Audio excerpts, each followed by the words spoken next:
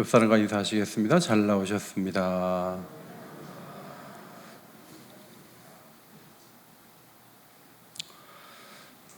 다시 확진자들이 많이 늘어간다는 소식 속에서도 또 대면 예배 나오신 여러분, 그리고 온라인으로 예배드리는 우리 모든 성도들에게 하나님께서 특별한 은혜와 사랑을 더해 주시기를 소원합니다.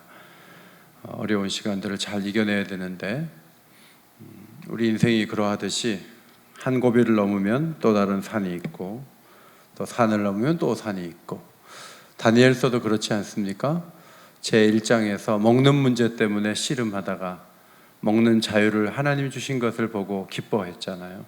우상에게 바쳐지지 않는 그런 음식 먹으려고 애쓰는 다니엘과 세 친구를 불쌍히 여기시고 하나님이 기적처럼 역사해 주셨는데, 그래서 끝난 게 아니고 그 다음에는 2장에 와서는 왕이 꿈 얘기도 안 하고 해석도 내놓고 꿈도 알아맞추고, 그걸 못하면 지혜자들 다 죽이겠다, 이런 호령 앞에서 다니엘과 세 친구는 하나님께 기도했고, 하나님께서 꿈도 알게 하시고 해몽도 하게 하셔서 바벨론의 높은 자리에 오르게 하셨죠. 다니엘은 중앙정부 요직에 앉았는데 비서실장이나 국정원장 같은 자리에 앉은 것으로 보이고, 그리고 세 친구는 지방관리가 되었는데 도지사 같은 자리에 앉게 되었습니다. 이 말씀을 드리는 것은 그래야 3장이 이해가 되기 때문에 그렇습니다. 이제 3장이 시작되었습니다. 갑자기 느부갓네살 왕은 금신상을 두라평지에 세워놓고 관직에 있는 사람들을 와서 다 절하라고 했습니다. 종교적인 용도보다는 정치적인 충성을 다짐하는 용도로 금신상을 세운 것으로 보입니다. 과거에 신사참배를 강요해서 온 식민 세계를 하나로 묶으려고 했던 일제의 어떤 목표와 같이 느부갓네살도 그렇게 하기를 원했던 것입니다. 중앙정부의 핵심 참모들은 오지 않아도 됩니다. 왕비들이라든지 왕자들이라든지 중앙 요직에 앉은 사람들은 부르지 않았습니다. 대신에 언제든지 역모를 꾸밀 수 있는 지방 권력가의 손에 의해 움직일 수 있는 관리들은 모두가 모여서 황제에 대한, 왕에 대한 충성을 맹세하는 의미로 금신상에 절하도록 했던 것입니다. 이 낙성식을 위해 왕은 왕궁을 비워놓고 금신상이 있는 두라평원으로 이동을 했는데, 그럼 왕궁을 누구에게 맡겼는가? 아마도 다니엘에게 맡기지 않았겠는가, 그런 생각을 하게 됩니다. 이제 세 친구는 다니엘이 없는 자리에서 불무불 시험을 통과해야 했습니다. 왕이 내린 형벌을 택할 것인가, 아니면 왕이 명하는 대로 타협할 것인가, 중대한 시험을 치르는 현장으로 우리가 가봅니다. 두라평지에는 금신상 높이가 약 69빗 되는 엄청난 신상이 서 있었습니다. 김일성 만수대 동상 높이가 23m, 아파트 10층 높이가 27m예요. 엄청나게 큰 번쩍번쩍한 금신상을 세워 놓았습니다. 이 평원에서 낙성식을 위해 고대에 사용하는 모든 악기를 동원했습니다. 알펜홀은 오늘 처음 보신 분도 계실 텐데, 우리가 잘 모르는 악기 이름이 3장 5절에 나옵니다. 나팔과 피리는 아시죠? 그 다음에 이게 수금이에요. 수금. 그 다음에 삼현금, 세 줄짜리로 된 삼현금. 그 다음에 양금입니다. 여러 줄이 있는 소리, 현악입니다. 그 다음 생황은 관악기입니다. 이런 악기들을 동원해서 이 소리가 울려 퍼질 때, 그 사람들의 심장을 그 소리가 관통할 때 관리들은 그 몸을 선율에 맡기며 절을 해야 했습니다. 많은 사람이 동원됐습니다. 3절에 보니까 총독과 수령과 행정관과 모사와 재무관과 재판관과 법률사와 각 지방 모든 관원이 두라평지에 모였다고 했습니다. 자, 그 자리에서 절하지 않으면 어떻게 되는가? 예외는 없는데 절을 하지 않으면 이렇게 됩니다. 6절, 누구든지 엎드려 절하지 않는 자는 즉시 맹렬히 타는 풀무불에 던져 넣으리라. 여기 풀무불이 왜 나옵니까? 두라평지에 바로 용광로 같은 그 풀무불에서 신상을 만든 거예요. 그리고 이것을 한 번 더 사용할 수 있는데 절하지 않으면 거기에 던져 넣겠다 하는 것입니다. 그런데 절하지 않는 사람들이 있다는 거예요. 보니까 다니엘의 세 친구였습니다. 사드락과 메삭과 아벳느고였어요. 이들은 금신상에 절하지 않으므로 왕에게 충성하지 않으려는 안 좋은 분위기를 연출했습니다. 왕은 진노했지만 너그러운 자신의 모습을 보이기 위해 한 번 더 기회를 주겠다. 음악 소리와 함께 절하라. 그렇지 않으면 즉시 너희를 맹렬히 타는 풀무불 가운데 던져 넣을 것이니 능히 너희를 건져낼 신이 누구이겠느냐. 너희가 하나님 섬긴다 그랬는데 하나님이 못 도와준다. 그런 신이 없다 하면서 압박을 했어요. 그런데 이 세 사람이 금신상에게 절하지 않겠다고 나왔습니다. 어쩌면 부모를 통해 어린 시절에 익혔던 말씀을 기억했는지도 모릅니다. 신명기 4장에 여호와께서 너희를 택하시고 너희를 새 풀무 곧 애굽에서 인도하여 내사. 우리 조상들은 그 새 풀무에서 건짐을 받았는데 혹시 우리가 풀무불에 던져진다 할지라도 건져주시지 않을까, 그런 생각을 하고 있었습니다. 이 풀무는 거대한 용광로였습니다. 4사람을 집어넣을 정도의 큰 용광로였습니다. 바벨론 문헌에 따르면 이 화덕은 우유병 모양으로 되어 있고 위가 열려 있고 밑부분도 열려 있어서 장작을 뗄 수 있게 해서 온도가 1000도까지 올라가는 것으로 제작되었다고 합니다. 바벨론 왕은 사람을 불태워 죽이는 것은 눈도 깜짝하지 않는 사람이었습니다. 예레미야 29장 22절에 보면 시드기야와 아합 같게 하시기를, 이런 말이 나와요. 느부갓네살 왕이 시드기야와 아합이라는 사람을 불태워 죽였다는 것입니다. 세 사람은 곧바로 결박되어서 모자를 쓰고 옷을 그대로 입은 채 즉시 풀무불에 던져졌습니다. 얼마나 뜨거웠던지 그 밀어넣는 사람이 불에 타서 죽었습니다. 그런데 갑자기 놀라운 광경이 느부갓네살 왕과 관리들의 눈앞에 펼쳐졌습니다. 분명히 3명을 던졌는데 안에 걸어다니는 사람이 4명인데 네 번째 사람은 신들의 아들처럼 보였습니다. 불에 타기는커녕 4사람이 불을 즐기고 있는 모습이었습니다. 신들의 아들은 성경에서 천사를 의미하는 구약적 표현이에요. 욥기서 1장에 보면 하나님의 아들들이 와서 여호와 앞에 섰고 사탄도 그들 가운데 왔다 그랬어요. 여기서 하나님의 아들들은 예수님 같은 아들이 많다는 뜻이 아니고 천사들을 말하는 구약적 표현이에요. 세 친구가 보호를 받는 다니엘 3장은 다니엘이 보호를 받는 사자굴에서 보호받는 6장과 연결되어 있어요. 그런데 6장에 하나님이 다니엘을 지키실 때 하나님의 사자 천사를 보내서 사자가 입을 벌리지 못하게 하셨습니다. 세 친구를 보호한 이도 천사였습니다. 천사가 풀무불 가운데 들어와서 세 사람을 지켜줬어요. 구약에 가면 베드로도 옥에서 나올 때 천사가 깨워가지고 데리고 나온 장면을 우리가 성경에서 봅니다. 그런데 이 네 번째 신들의 아들을 학자들 가운데 예수님이 오신 것이다 이렇게 표현하기도 합니다. 왜냐하면 풀무불에 들어가서 그들을 건져서 나오게 한 그 사역은 예수님의 사역과 너무나 비슷해요. 예수님이 풀무불을 끄는 방식으로 그들을 건질 수도 있고 아니면 그들이 거기에 들어가지 않게 하는 방식으로 건질 수도 있지만 직접 불타는 그 속으로 들어가서 건지는 것처럼 예수님도 이 땅에 오셔서 우리와 같은 어렵고 힘든 세계들을 다 경험하시고 십자가의 죽으심으로 자신을 희생하심으로 우리를 건지신 그 사역은 마치 풀무불에 들어온 그 천사와 같은 모습이라 그렇게 볼 수가 있는 것이죠.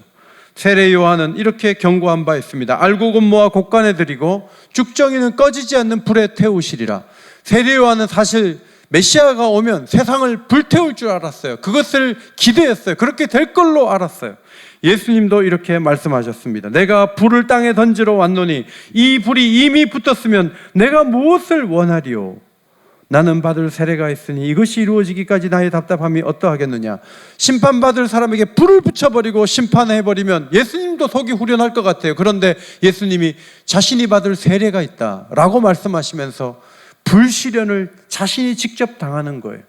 십자가에 못이 박혀서 피가 흘려지고 물이 쏟겨지면서 예수님이 목숨이 다하기까지 불태워지는 사람처럼 하나님 앞에 형벌을 받으심으로 우리의 머리카락 하나도 건드리지 못하도록 길을 열어 놓으셨습니다. 하나님의 진노가 예수님의 온몸을 강타할 때 예수님이 이렇게 절규하셨죠. 나의 하나님, 나의 하나님, 어찌하여 나를 버리셨나이까. 예수님이 그렇게 우리의 형벌을 받으심으로 우리를 의로운 자 만드시고 하나님의 자녀 삼아주신 것이 성경의 가장 중요한 가르침입니다. 사도 바울은 고린도후서 5장 21절에서 하나님이 죄를 알지도 못하신 이를 우리를 대신하여 죄로 삼으신 것은 우리로 하여금 그 안에서 하나님의 의가 되게 하려 하심이라. 예수님이 형벌을 받으심으로 우리를 의롭게 하시고 하나님의 자녀로 삼아주신 줄 믿습니다. 이것이 하나님이 우리에게 주신 놀라운 축복이에요. 따라서 하나님이 나를 사랑하면 이것도 해주시고 저것도 해주세요. 그렇게 안 해주시면 나는 하나님이 나를 사랑한다고 못 믿겠어요. 이렇게 말하는 것은 철없는 기도를 드리는 거예요. 예수님이 역사 가운데 오셔서 십자가 위에서 형벌을 당하심으로 우리가 하나님의 진노의 대상이 아니라 하나님의 자녀가 되어 살아갈 수 있는 이것보다 더 큰 증거가 어디에 있겠습니까? 다니엘의 세 친구가 신앙적인 문제로 인해 핍박을 받은 것처럼 지금도 신앙이 있다는 이유만으로 수많은 핍박이 세계 가운데 일어나고 있습니다.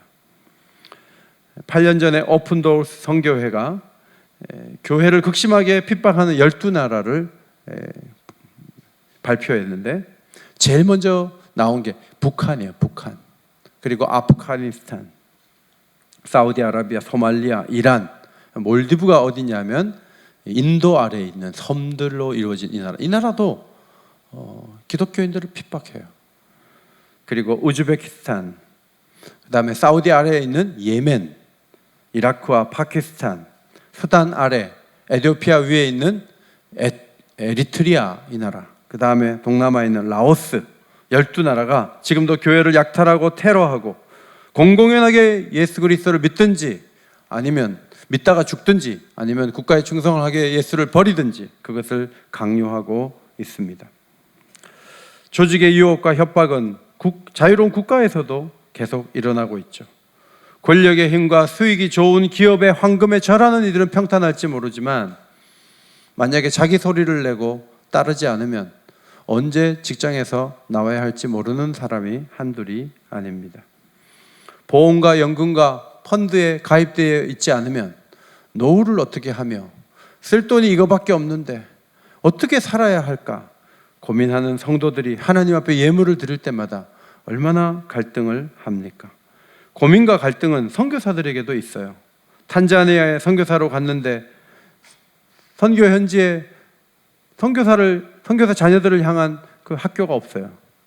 초등학교 현지 학교에 보내는데 학교가 보니까 땅바닥이에요. 흙바닥에다가 아이를 보내면서 선교사의 마음에 내 딸을 이 선교지에 이렇게 처박아 놓으면 애가 바보가 될 텐데 애가 무슨 죄가 있어서 여기서 교육을 받아야 되는가? 이런 내면의 음성이 왜 스쳐가지 않았겠습니까?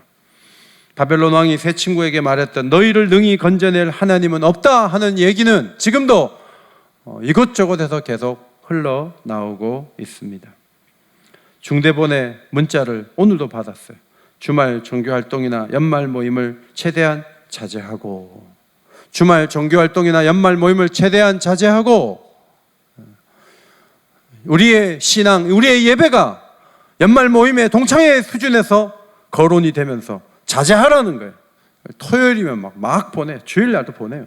이거 받고 막 자제해야지. 내가 감염되면 안 되지. 여러분, 제가 화요일날 지하철 타고 선릉역 갔다 왔는데 퇴근 시간에 친구들 만나러 갔어요. 근데 얼마나 사람이 많은지, 역마다 누가 들어와서 닦기라도 하는가 뭐 소독하는가 하나도 안 해요.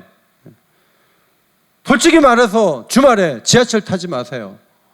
버스 타지 마세요. 감염은 사실 버스하고 지하철이 더 많이 될 수 있어요. 그리고 정말 위험한 곳은 식당이에요. 식당에 가가지고 마스크를 벗고 식사를 한단 말이에요. 1시간 내내. 옆에 사람들이 누가 감염자가 왔는지도 모르는데 오늘도 줄줄이 이곳저곳에 식사 한 분 검사받으라고 나오잖아요. 왜 교회 식당에 가서 밥을 먹습니까? 정말 위험한 데가 식당이에요. 주말 종교활동이 무서운 것이 아니라 식당 가는 게 더 무서운 거예요. 오늘도 우리는 선택을 이어갑니다. 우상에게 바쳐진 음식을 거부하고 채식 위주로 먹으려고 하니까 하나님이 길을 여시잖아요. 궁가에서 그걸 알 길이 없는데 기도하니까 알려주셨잖아요. 그러면 불뭇불에서도 건져주시지 않을까? 그것이 세 사람의 믿음이었어요. 예수님은 살 수 있는 길을 가르쳐 주셨습니다. 자기 생명을 사랑하는 자는 잃어버릴 것이요, 이 세상에서 자기의 생명을 가장 중요하게 여기지 않고 두 번째로 여기고 하나님께 영광을 돌리는 길을 우선으로 여기는 자는 영생하리라 라고 말씀하셨어요. 사람이 나를 섬기려면 나를 따르라. 나 있는 곳에 나를 섬기는 자도 거기 있으리라. 사람이 나를 섬기면 내 아버지께서 그를 귀히 여기시리라. 여러분, 오늘도 하나님 뜻대로 살고자 하는 여러분들을 귀히 여겨주실 줄 믿습니다. 아멘 소리가 작아요. 하나님을 섬기고자 살고자 하는 여러분들을 귀히 여겨주실 줄 믿습니다. 우리를 귀하게 여겨주실 거예요. 그걸 우리가 믿어야 돼요. 느부갓네살 왕은 풀무불 가까이 가서 외쳤습니다. 지극히 높으신 하나님의 종 사드락 메삭 아벳느고야, 나와서 이리로 오라 그랬어요. 머리카락도 하나 상하지 않고 이들이 나왔습니다. 불이 능히 그들의 몸을 해하지 못하였고 머리털도 그을리지 않았고 겉옷빛도 변하지 않았고 불탄 냄새도 없었더라. 믿으십니까? 1장까지 믿고 2장까지 믿는데 3장에 와서는 못 믿겠다, 이런 분들이 계실 수 있어요. 이걸 믿어야 신앙에 힘이 있어요. 불불에 던졌지만 머리카락 하나도 상하지 않고 그 자리에서 나온 것을 믿으시기 바랍니다. 하나님이 그렇게 하셨어요. 죽은 자를 살리는 신앙을 믿는다면 이것을 믿을 수 없겠습니까? 이것도 우리 믿을 수 있어요. 느부갓네살 왕은 세 사람을 그렇게까지 보호하신 하나님을 목격하면서 이렇게 찬양했죠. 자기를 의뢰하고 하나님 밖에는 다른 신을 섬기지 아니하며 절하지 아니하는 종들을 구원하셨도다. 신실하게 몸을 바쳐서 신실하게 예배하고자 하고 한 분만을 섬기고자 하는 그들을 신실하게 찾아와서 불 가운데 찾아와서 건진 그 하나님, 그 하나님을 자기가 봤다는 거죠. 불무불 앞에 끌려왔을 때만 해도 관리들이 잘한다, 이제 곧 죽겠다, 던져졌어요, 이제 끝났다, 그렇게 생각했죠. 근데 하나님이 상상하지 못한 시점에 상상하지 못한 방법으로 세 사람을 건져냈다고 성경이 말해요. 이 광경을 본 후에 느부갓네살 왕이 각 지방에 조서를 내렸어요. 29절입니다. 각 백성과 나라와 각 언어를 말하는 모든 이들에게 사드락과 메삭과 아벳느고의 하나님께 대하여 경솔히 말하는 자의 몸을 쪼개고 그 집을 걸음터로 삼으라. 이 하나님을 건드리면 안 된다. 이 하나님을 경솔하게 말하면 안 된다. 그럼 망한다. 안 믿는 왕이 이러한 고백을 하며 조서를 저녁에 내렸습니다. 성도 여러분, 불순종하면 심판을 받아요. 카메라에 철컥 찍히면 고지서가 날라오는 걸 운전자들이 경험을 해요. 경계를 넘으면 어떤 화가 와요. 다니엘과 세 친구가 왜 그 외국에서 그 고통을 하면서 먹는 것도 제대로 못하고 눈치를 봐야 됩니까? 왜 억울하게 절을 해야 됩니까? 그들이 잡혀왔기 때문에 그래요. 그 조상들이 범죄했기 때문에 그 불순종의 여파가 다니엘과 세 친구에게 미친 게 아닙니까? 그런데 놀라운 사실은 하나님이 순종하면 보상을 해주신다는 거예요. 그 어떤 상황에서도 상을 주신다는 거, 이것을 우리가 믿어야 하나님을 온전히 섬길 수가 있어요. 화를 당하지 않는 정도의 신이 아니라 우리가 자기의 뜻대로 행하기만 하면 반드시 찾아가셔서 우리에게 상을 주시는 하나님을 믿으시기 바랍니다. 이 하나님을 믿어야 신앙에 힘이 있어요. 순종하는 사람이나 안 하는 사람이나 똑같으면 누가 순종해요? 어려운데 그래도 마스크 쓰고 나와서 예배 드린 사람이나 예배도 안 드린 사람 똑같으면 누가 예배 드려요? 우리가 하나님을 신뢰하고 하나님을 의지하고 하나님을 바라볼 때 하나님 우리에게 상을 주실 거예요. 그걸 우리가 믿어요. 긴 시간 보세요. 하나님을 의지하고 하나님을 사랑하고 그 자손들을 보세요. 하나님이 다 갚아주시고 다 채워주세요. 물론 다니엘 세 친구가 말한 것처럼 두 가지 가능성이 있는 거죠. 첫째로는 풀무불 가운데서 능히 건져내시겠고 왕의 손에서도 건져내시리다, 그렇게 될 수도 있고, 두 번째, 그렇게 하지 아니하실지라도 원하는 대로 안 하고 그냥 죽을 수도 있어. 불이 타서 그냥 다 죽을 수도 있지만 절하지 않겠습니다. 그렇게 나왔던 거예요. 실제로 사도행전 12장에 보면 베드로는 천사가 깨워서 데리고 나가잖아요. 옥에 그대로 있으면 죽는 거예요. 내일이면 죽는 거예요. 데리고 나가요. 천사가 또 이끌어 나가요. 그런데 그 앞에 12장 앞절에 보면은 1절 2절에 보면은 요한의 형제 야고보를 헤롯이 칼로 죽였다. 베드로와 요한, 야고보가 늘 셋이서 움직였는데 그 중에 한 사람이 헤롯에 의해서 죽임당했어요. 하나님이 야고보는 건져주지 않으신 거죠. 2008년 8월 12일 사우디아라비아에서 일어난 한 사건에 대해서 중동의 두 신문이 보도를 했습니다. 아랍 크리스찬 포럼 회원이 된 파티마라는 26살 된 자매가 어느 날 가족들에게 그리스도의 도가 가장 순결하고 가장 거룩한 길이라고 얘기를 했어요. 가족들이 아니 기독교로 우리 딸이 내 동생이 개종을 했단 말인가? 개종했다는 증거를 찾기 위해 방을 뒤졌어요. 방에 보니까 복음서를 쓴 글이 나왔어요. 그리고 컴퓨터를 열어보니까 거기에 십자가 문양의 사진이 나온 거예요. 자, 이렇게 되면 이제 공개적으로 이 아이를 처형하는 방법이 있고 가족이 먼저 명예살인을 하는 방법이 있는데 그 아버지가 종교 경찰이었어요. 우리가 죽이자 해서 아이의 혀를 자르고 그리고 죽인 다음에 불을 태웠어요. 비참하게 이 아이가 죽었습니다. 파티마는 세 친구가 말했던 그렇게 하지 아니하실지라도에 해당되는 길을 걸어갔습니다. 예수님이 말씀하셨죠. 형제가 형제를, 아버지가 자식을 죽는 데 내주며 자식들이 부모를 대적하여 죽게 하리라. 큰아버지가 돌아가셨는데 사촌 형님, 제일 종손되는 형님, 그 형수님이 저한테 목사님 이제 안 오셔도 돼요. 제가 제사 지내면 한쪽에서 애들 데리고 예배 드리니까 이제 안 오셔도 돼요. 그날 이후에 제가 잘 안 가죠. 못 가죠. 신앙적인 이유 때문에 안 와도 되는 사람이 되는 거죠. 순교할 상황에 내몰린 파티마 자매가 인터넷에 올렸던 마지막 글이 있습니다. 그것이 여러분이 이제 집에 가서 열어보면 그거 찾을 수 있어요. 그 글에는 자매의 결심과 가족과 이웃을 향한 사랑이 고스란히 담겨 있습니다. 오 무슬림이여, 주 예수께서 당신들을 인도하여 주시기를 바랍니다. 당신의 마음에 빛을 비추사 다른 사람들을 사랑할 수 있게 하시기를 원합니다.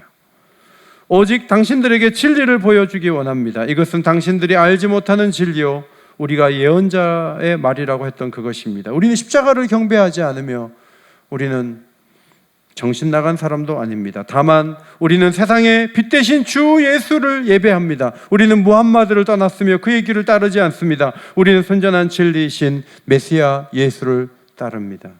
동시에 우리는 우리의 조국을 사랑합니다. 우리는 반역자가 아닙니다. 모든 사람에게는 선택할 자유가 있습니다. 우리가 예수를 믿도록 그냥 두십시오. 우리의 때가 올 때까지 은혜 안에 살도록 우리를 낳아주십시오. 눈물이 내 뺨에 흐르고 마음이 아픕니다. 그리스도인이 된 사람들에게 당신들은 왜 그리 잔인한가요? 하지만 메시아는 핍박받는 자들은 복이 있다고 말씀하셨습니다. 우리는 그리스도를 위해 모든 것을 견딜 것입니다. 당신들의 칼은 나를 두렵게 하지 못합니다. 우리는 두려워하지 않습니다. 하나님 안에서 나는 그리스도인으로 죽을 수 있습니다. 우리는 메시아의 길을 걷는 그리스도인들입니다. 자, 이 두 문장을 한번 앞에 보시고 읽겠습니다. 시작. 하나님 안에서 나는 그리스도인으로 죽을 수 있습니다. 우리는 메시아의 길을 걷는 그리스도인들입니다. 새 친구처럼 건져주시진 않았지만 파티마는 위협 속에서 하나님의 사랑과 구원을 결코 의심하지 않았습니다. 순교를 택함으로 핍박에 맞섰습니다. 우리의 선택은 무엇입니까? 사드락, 메삭과 아벳네고처럼 죽기까지 하나님 백성으로 남을 것인가? 아니면 세상을 섬기며 금신상에 절하며 타협하며 살 것인가? 둘 중 하나예요. 어제 교회 갔어요, 안 갔어요? 그 얘기를 직장 사는 사람에게 듣기 위해서 들으면서 교회 갔다는 얘기를 하지 않기 위해서 교회를 안 온다면 잘못된 거예요. 교회 갔습니다. 그래서 불이익이 떨어진다면 기꺼이 불이익을 맞서는 게 신앙이에요. 신앙이라는 것이 그렇게 오늘까지 우리에게 전해질 때까지 신앙이라는 것이 그렇게 가벼운 게 아니에요. 겨우 직장에서 나가는 정도가 아니라 목숨을 바쳤기 때문에 이 신앙이 여기까지 온 거예요. 너무 약해요. 믿음의 세계를 그렇게 소홀하게 보면 안 돼요. 저는 여러분 오늘 절반도 안 올 줄 알았어요. 그래도 지난주만큼 오셨어요. 그게 믿음이에요.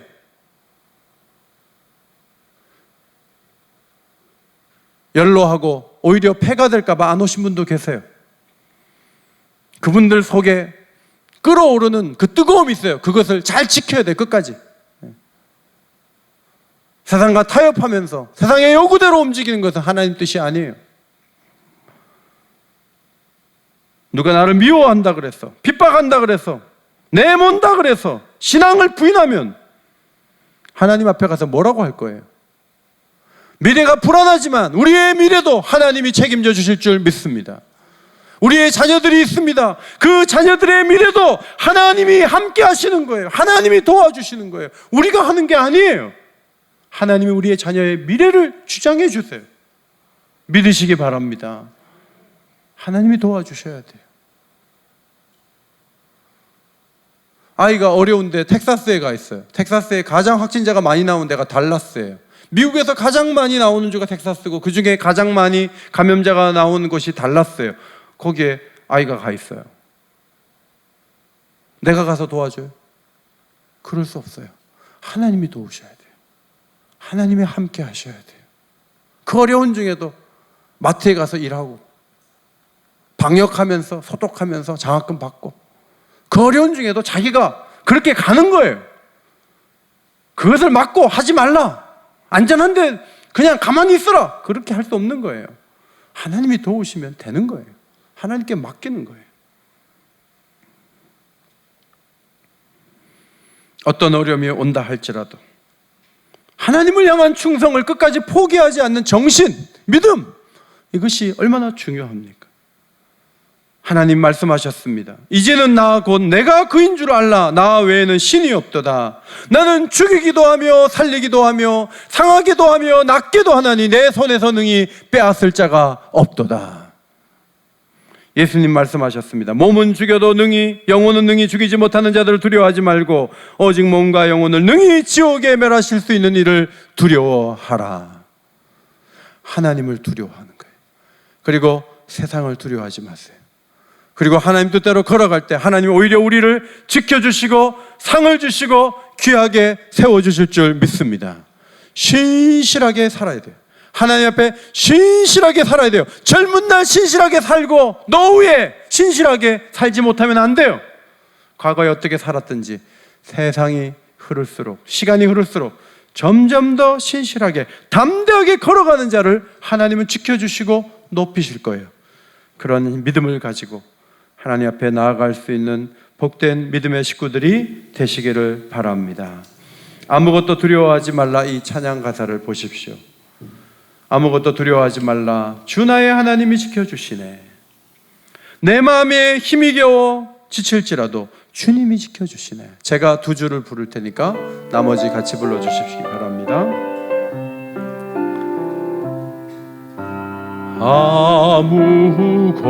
아무것도 두려워 말라, 주 나의 하나님이 지켜주시네. 놀라지 마라, 겁내지 마라, 주님 나를 지켜주시네. 다 함께 아무것도 두려워 말라, 주 나의 하나님이 지켜주시네. 놀라지 마라, 겁내지 마라, 주님 나를 지켜주시네. 내 마음이 힘에 겨워 지칠지라도, 내 마음이 힘에 겨워 지칠지라도 주님 나를 지켜주시네. 세상의 몰아칠 때도 주님 나를 지켜주시네. 주님은 나의 산성, 주님은 나의 요새,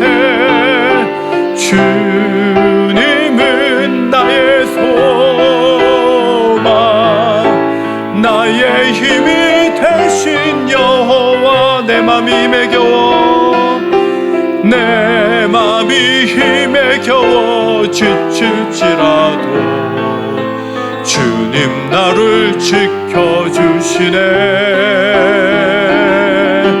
세상의 험한 풍파 몰아칠 때도 주님 나를 지켜주시네. 우리 오른손 들고 찬양합시다.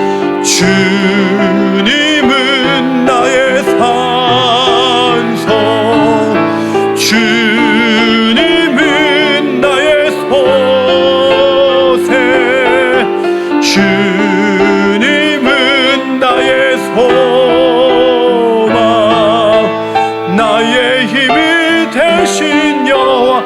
주님은 나의 산성, 주님은 나의 산, 주님은 나의 요새, 주님은 나의 요새, 주님은 나의 소망, 나의 힘이 되신 여호와. 주님은 우리의 산성이 되시는 줄 믿습니다. 우리의 요새가 되시는 줄 믿습니다. 우리의 소망이 되시는 줄 믿습니다. 두려움에 눌리지 마십시오. 하나님을 바라보십시오. 예배와 기도를 이어가십시오. 그리고 믿음 위에 굳게 서서 하나님의 일하심을 경험하십시오. 다니엘 시대에 살아계신 하나님, 지금도 살아계신 줄 믿습니다. 그 하나님을 바라보고 온전히 걸어가는 주의 백성들이 되시기를 예수의 이름으로 축원합니다. 하나님 고맙습니다. 많이 억눌리고 많이 두려웠을 텐데 풀무불에 던져지기까지 신앙의 기계를 꺾지 않았습니다. 다니엘의 세 친구처럼 우리도 이 어려운 시대에 그러나 예배하며, 그러나 기도드리며, 그러나 하나님 앞에 중심을 모을 수 있는 주의 백성들이 되게 하여 주옵소서. 불신자들 앞에 우리가 신자인 것을 부끄러워 여기지 않고, 우리가 교인인 것을, 우리가 옥인교회 성도인 것을 말할 수 있는 담대함을 주시고, 그러나 우리를 지켜주시고 도와주시는 하나님을 세상에 보여줄 수 있도록 저희들과 동행하여 주옵소서. 예수님 이름으로 기도하옵나이다. 아멘.